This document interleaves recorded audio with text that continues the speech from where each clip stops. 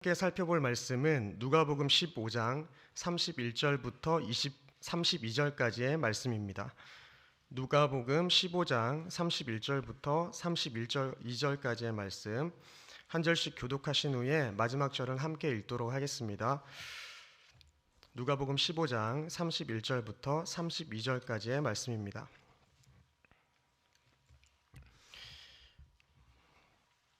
한 목소리로 읽도록 하겠습니다. 아버지가 이르되 너는 항상 나와 함께 있으니 이것이 다 내 것이로되 이 내 동생은 죽었다가 살아났으며 내가 잃었다가 얻었기로 우리가 즐거워하고 기뻐하는 것이 마땅하니라. 아멘. 오늘 말씀의 제목은 잃어버린 자를 찾은 기쁨입니다. 오늘 본문은 저희에게 너무나도 익숙한 본문이지 않습니까? 잃은 아들을 되찾는 아버지의 비유, 이것입니다.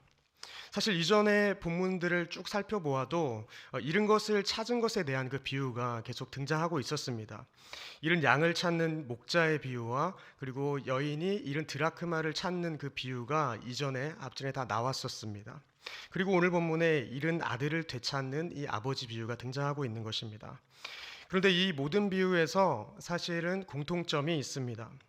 세 비유 모두 잃은 것을 찾은 것에 대한 큰 기쁨을 주제로 하고 있다는 것입니다. 특별히 오늘 본문은 앞선 이 두 비유와는 달리 잃어버린 것이 양이나 이 동전이 아니라 사람이라는 것을 볼 때에 우리에게 더 극적으로 와 닿는 것 같습니다.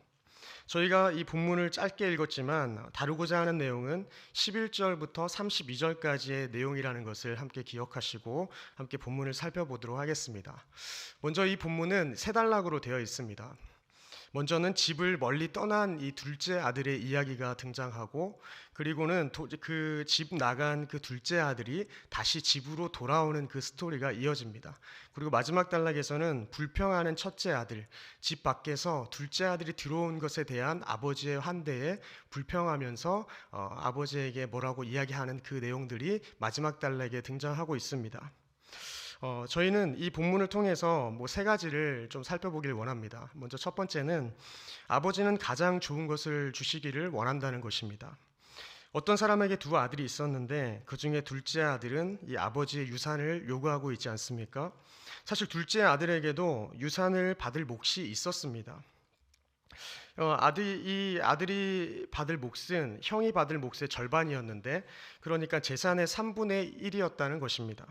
당시 문화에서 아버지가 사망한 뒤에 유산을 나누는 것, 이것이 통상적이었기 때문에 아버지가 살아있는데 사실 유산을 요구하는 것은 아버지를 모욕하는 행위와 같았습니다.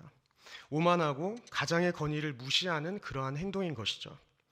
이렇게 둘째 아들은 아버지에게 말도 안 되는 요구를 하지만 아버지는 그 아들의 요구를 어떻게 하십니까? 다 들어주시고 있습니다. 그러니까 각자의 몫을 다 나눠서 전달을 하고 있는 것이죠. 그래서 그 후 며칠 뒤 아들은 자신의 재물을 다 모아서 먼 나라로 갔다고 기록합니다. 땅이나 가축에 포함된 그 자신의 재산을 현금화해서 갔기 때문에 아마 그 먼 나라로 그 자신의 재산을 가지고 갈 수 있었겠죠. 그래서 이렇게 먼 나라라고 이야기하는 것은 사실 이방 나라로 갔다는 것을 저희는 알 수 있는 것입니다. 그곳에서 그는 어리석게도 허랑방탕하여서 그 재산을 모두 낭비하였습니다. 일반적으로 재산으로 번역되는 단어는 우시아라는 단어입니다. 그런데 이 단어가 오늘 본문에서는 사용되지 않고 다르게 표현됩니다. 본문에서 아버지가 두 아들에게 준 이 살림은 비오스라는 단어를 사용하고 있습니다. 비오스는 어떤 뜻이냐 하면 생명이라는 뜻입니다. 그러니까 아버지는 단순히 자신의 재산을 내어준 것이 아니라 아버지는 두 아들에게 생명을 내어준 것과 같은 것입니다. 둘째 아들은 단지 자신의 분기, 자신의 몫을 원했지만 아버지는 생명을 그에게 준 것이죠. 그래서 하나님 아버지도 이렇게 우리에게 생명을 주시길 원하시는 분이라는 것을 저희는 알 수 있습니다. 그러나 이러한 하나님의 마음을 깨닫지 못한 사람들은 자신의 길로, 이 둘째 아들과 같이 자신의 길로 걸어가는 것입니다. 성도 여러분, 저희의 삶은 어떻습니까? 아버지는 더 좋은 것 주시길 원하는데, 우리에게 생명을 주시길 원하는데, 저희들은 혹시 나의 만족과 유익을 위하여서 나의 몫만 잘 챙기면 된다라고 그렇게 생각하고 있지는 않으십니까? 아버지의 마음을 이해하지 못하고 내 생각대로 아버지의 권위를 무시하며 나의 길을 걸어가는 그러한 행동들이 저에게 있어서는 안 될 것입니다. 하나님 아버지를 떠난 삶이 더 풍족하고 자유로울 것 같지만 더 가난하게 되고 죄에 대하여 자유로울 수 없는 죄의 얽매인 노예가 되는 것이 그것이 결과라는 것을 저희는 너무나 잘 알고 있습니다. 둘째 아들은 자신의 모든 것을 탕진했을 때에 이 때마침 그 지방에 심한 흉년이 들었고 생존 자체가 힘들었던 둘째 아들은 어느 농가에서 돼지치는 일을 했다는 것을 저희가 잘 알고 있습니다. 그가 얼마나 배가 고프고 힘들었던지 돼지의 사료인 쥐염 열매로 배를 채우려 했지만 그마저도 허락되지 않은 상황에 처한 것입니다. 여러분, 돼지는 모세의 율법에 따르면 어떻습니까? 부정한 짐승이었습니다. 이 말이 무슨 말이냐 하면 돼지를 식용이나 일단 먼저는 제물로도 사용할 수 없다는 것입니다. 심지어 이 유대인들은 자신을 더럽히지 않으려고 돼지를 만지지도 않았다라고 이야기하기도 합니다. 그런데 둘째 아들은 지금 돼지와 함께 살면서 돼지를 먹이는 일을 하고 있는 것입니다. 그러니 이것은 아주 큰 수치를 보여주는 것이죠. 믿기 어려울 정도의 몰락한 모습을 비춰주는 것입니다. 이를 통해서 둘째 아들이 완전히 밑바닥까지 추락했다는 것을 알 수 있죠. 그러니 결국 아들은 아버지의 집으로 돌아가야만 이 문제를 해결받을 수 있다는 것입니다. 가장 좋은 것 주시길 원하는 그 아버지의 집으로 돌아가야 하는 것이죠. 성도 여러분, 둘째 아들이 왜 아버지의 집으로 돌아가야 합니까? 그것은 아버지의 집이 유일한 생명의 길이기 때문입니다. 돼지 사료인 쥐염 열매로도 배를 채우려 했지만 그마저도 주는 사람이 없는 이 힘든 상황에 처한 둘째 아들은 결국에 그 이방 땅에서 아버지를 떠올리게 됩니다. 내 아버지의 집에서는 종들도 풍족하게 지냈는데 자신은 이방 나라에서 이렇게 굶어 죽게 생겼으니 유일한 생존의 길인 아버지를 떠올릴 수밖에 없는 것입니다. 그래서 그는 아버지께 돌아가서 이렇게 말해야지라고 하고 자기가 어떻게 이야기할지를 생각하면서 되뇌입니다. 아버지, 내가 하늘과 아버지께 죄를 지었습니다 라는 이 내용입니다. 아들은 자신이 아버지의 집을 떠날 때에 자신의 죄가 얼마나 큰지 인정하고 있습니다. 자신이 하나님과 아버지께 큰 죄를 지었으니까 지금부터 자신을 아들이 아니라 품꾼으로 여겨달라고 해야지라고 생각하고 있는 것이죠. 둘째 아들은 더 이상 자신이 아버지의 아들이 아니라 품꾼으로 여겨주도록 부탁할 계획을 가지고 있습니다. 이는 아버지와 아들의 관계를 포기하고 주인과 종의 관계로 낮아질 각오를 하고 있다는 것입니다. 그런데 사실 이마저도 아버지께서 받아주셔야 가능한 것 아니겠습니까? 아들은 아버지에게 돌아가리라 마음 먹고 길을 나서게 됩니다. 본문을 보니까 어떻습니까? 아들보다 아버지가 먼저 아들을 발견한 것처럼 보여집니다. 20절 말씀 우리 함께 읽도록 하겠습니다. 이에 일어나서 아버지께로 돌아가니라. 아직도 거리가 먼데 아버지가 그를 보고 치긴히 여겨 달려가 목을 안고 입을 맞추니. 네, 여기서 가장 눈에 띄는 구절이 무엇입니까? 제가 보았을 때는 아직도 거리가 먼데가 아주 강조되고 있는 것 아닌가 생각이 듭니다. 이는 아버지의 큰 사랑을 잘 나타내 보여주는 것 같습니다. 아버지는 집 나간 아들을 포기하고 버린 것이 아니라 거리가 멀어도 알아챌 만큼 아들을 항상 집 밖에 나와서 기다렸다는 것을 알 수 있습니다. 본문은 아버지의 기쁨을 더욱 강조하듯이 아들을 향해서 어떻게 했습니까? 달려갔다고 표현하고 있습니다. 나이가 많은 사람이 뛴다는 것이 쉽지 않은데 이렇게 나이가 많은 몸에도 아들을 보고 뛰어 달려갔던 것입니다. 저희들도 제가 나이를 논할 건 아니지만 성도님들께서도 뛰는 게 쉽지 않지 않습니까? 근데 당시에는 문화적 배경으로도 그러한 사회적 위치에 있었던 사람이 뛰어다닌다는 것 자체는 엄청난 수치이고 부끄러운 일로 여겨졌기 때문에 아버지가 그런 것들을 다 생각했다면은 절대 뛰어서 아들을 와락 안지 못했을 것입니다. 하지만 아버지의 기쁨은 아들을 찾은 기쁨이기 때문에 아들을 향해서 그렇게 달려가서 안을 수 있었던 것입니다. 이때 아들이 준비한 말을 끝내기도 전에 아버지는 어떠한 대답을 하고 있습니까? 아들이 와서 아버지, 제가 아버지께 그리고 하늘과 아버지께 죄를 지었습니다라고 이렇게 이야기할 때에 그 말이 끝나기도 전에 아버지는 가장 좋은 옷으로 내어다 입히고 손에는 그리고 가락지를 끼우고 좋은 신으로 신기라고 이렇게 종에게 부탁하고 있는 모습을 보여줍니다. 그러니까 이 행동들을 통해서 아버지는 이미 아들을 용서한 것으로 보여집니다. 그리고는 살찐 송아지를 잡아서 가장 좋은 송아지를 잡아서 먹고 즐기자고 이야기하고 있습니다. 아들의 문제를 논리적으로 지적하지도 않고 왜 그랬는지 아버지는 질문하지도 않습니다. 그저 기뻐하고 아들이 돌아온 것에 대하여 기뻐하여서 성대한 잔치를 벌이고 있는 것입니다.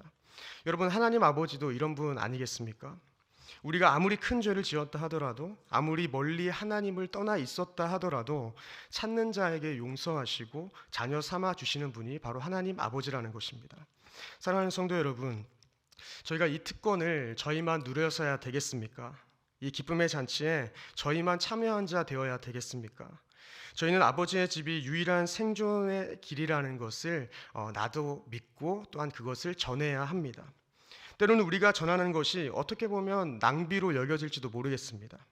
전혀 열매 맺지 못하는 것에 시간을 투자하고 있는 시간 낭비로 여겨질 수 있고, 전도하기 위해서 나의 재정을 써야 하니 이것이 물질 낭비로 여겨질 수도 있습니다.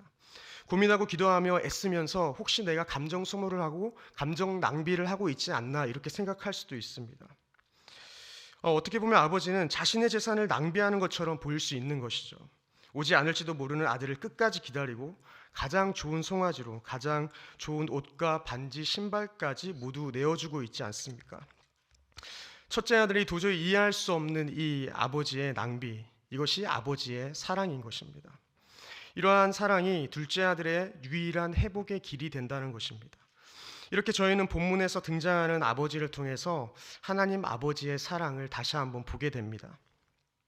아들이라 불리기에 자격 없는 저희들을 위해서 자신을 낮추시고 우리와 같은 몸으로 고통당하시며 멸시와 천대를 받으시고 조롱의 십자가를 지시고 물과 피를 쏟으신 그 사랑을 저희는 기억하게 되는 것이죠. 저희는 그 사랑을 생각할 때 내가 아버지의 가장 큰 사랑을 경험한 사람이구나라는 감격이 회복되어야 합니다. 그리고 이 사랑의 출발은 아들이 아니라 아버지라는 것 또한 저희가 기억해야 하는 것이죠. 아들이 아버지에게 나갔기 때문에 시작된 것이 아닙니다. 비유해서 아들이 스스로 찾아온 것처럼 보이지만 아버지는 잃어버린 아들을 찾았다라고 이렇게 표현하고 있습니다. 이 찾다라는 휴리스코라는 단어는 연속적인 제가 이전에 이야기했던 그 세 비유에서도 두 비유에서도 다 나왔던 단어입니다. 그래서 목자는 잃어버린 양을, 그리고 여자는 잃어버렸던 그 드라크마를, 그리고 아버지는 잃어버린 아들을 찾았다는 것입니다. 양이 목자를 찾아 나선 것이 아니라 목자가 양을 찾았다는 것입니다. 그리고 드라크마가 발이 달려서 아버지께로 그 여인에게 간 것이 아니라 그 여인이 드라크마를 찾은 것입니다.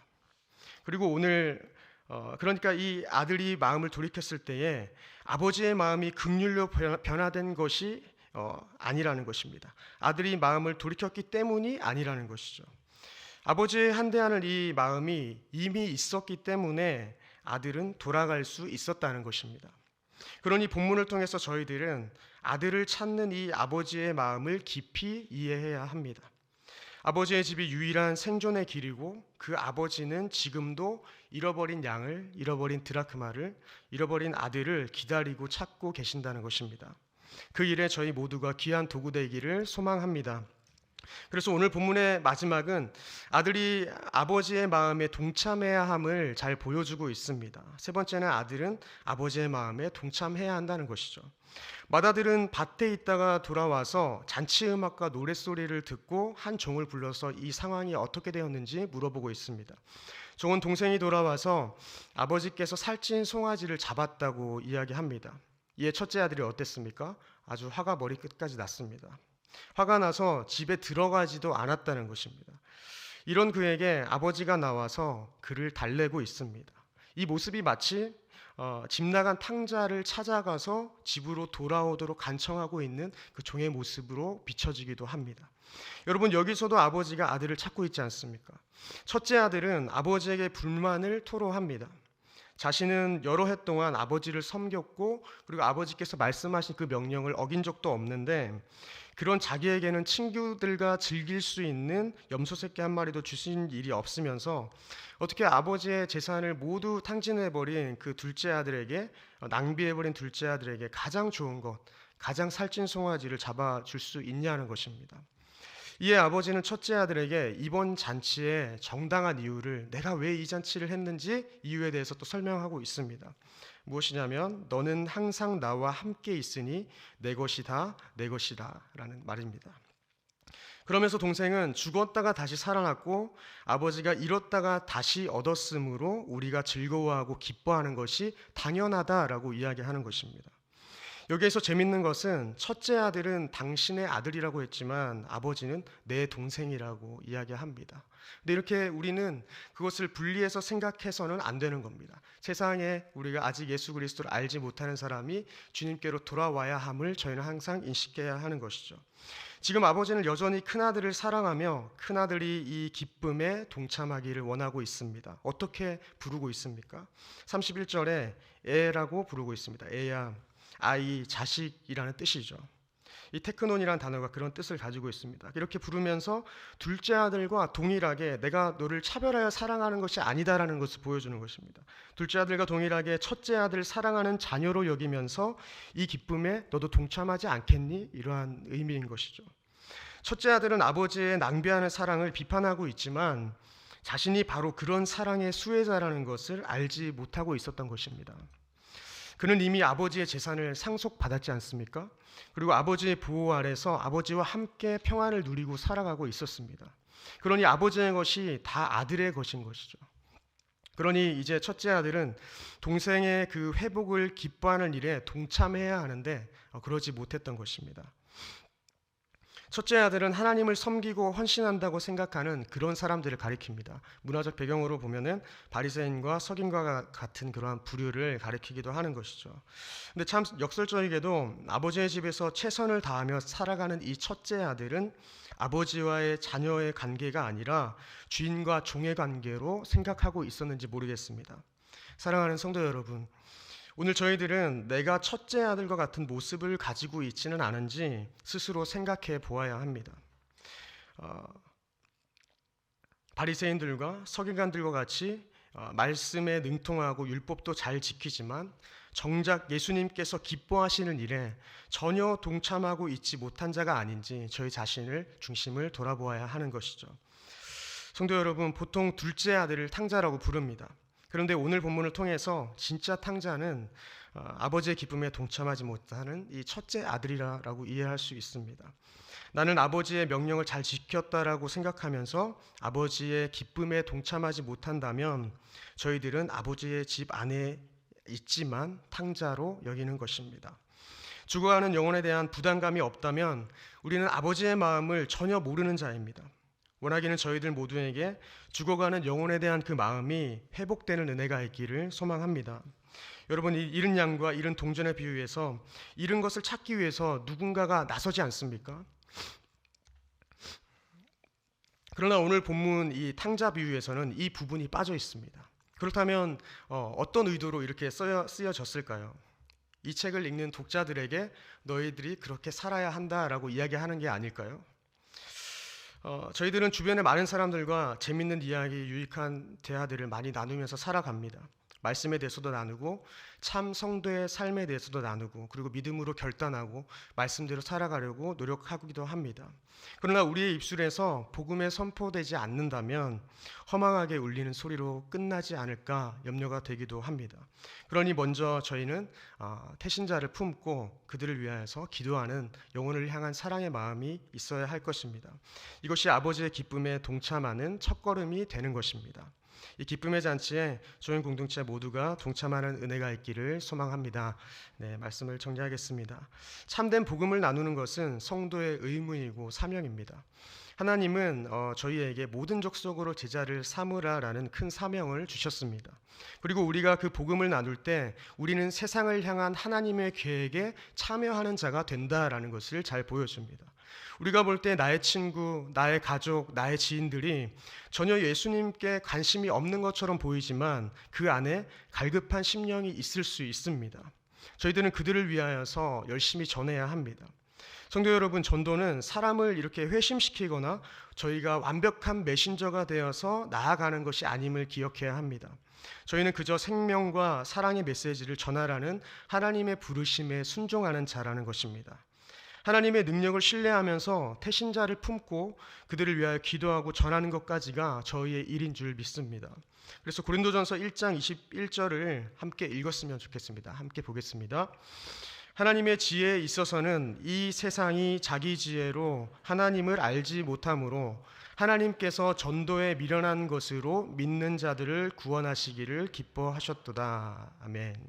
네, 하나님께서는 어리석게 보이는 우리의 입술을 통하여서 믿는 사람들을 구원에 이르기를 원하시는 것입니다. 이것이 하나님의 방법이라는 것이죠. 그러니 성도 여러분, 나는 못해, 저는 못해요, 옛날에 해봤는데 안 됐어요, 그런 말씀하지 마시고 다시 한번 도전해 보시기를 권면드립니다.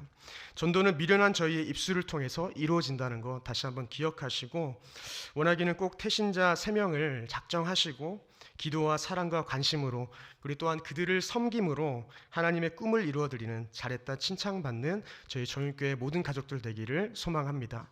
기도하겠습니다.